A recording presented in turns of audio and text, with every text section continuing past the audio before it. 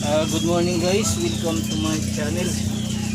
Welcome to Iko TV News, ang channel sa kalambuan sa lungsod sa Hey guys, adi ata karon sa Canigao Island, ang paraiso sa lungsod sa Matalom. Sa katong ganahan mo sorry dire, welcome tanan nga mobisita o mutan-aw sa amuang tourist attraction diri sa lungsod sa Matalom. Okay. Ako mang hinaot nga mo mas daghan pa ang iyong dalhon o mga kauban dire nga mobisita sa among isla, ang Canigao Island, ang paraiso sa lungsod sa Matalom. Okay? Welcome mo tanan nga mosoroy dire og mobisita. Okay?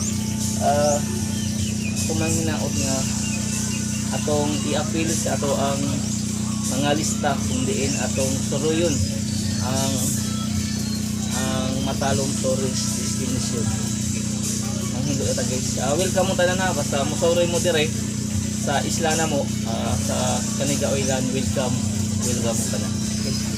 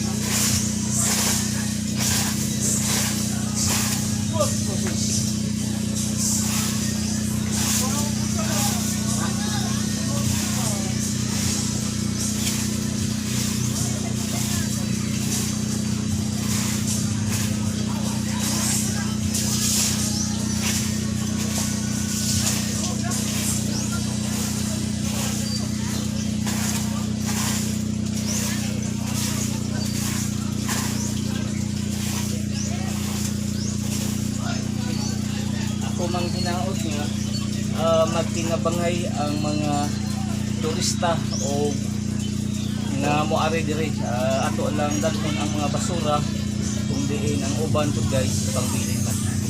Ako naghangaw nga magtinabangay kita kanunay alang sa kayuhan sa turismo sa lungsod sa Matalom. Iko live dire sa Canigao Island September 4, 2022.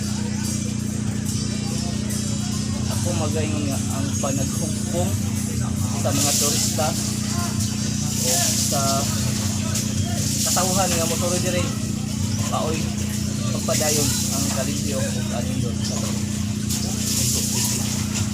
andam matabang sa turismo dire sa lungsod.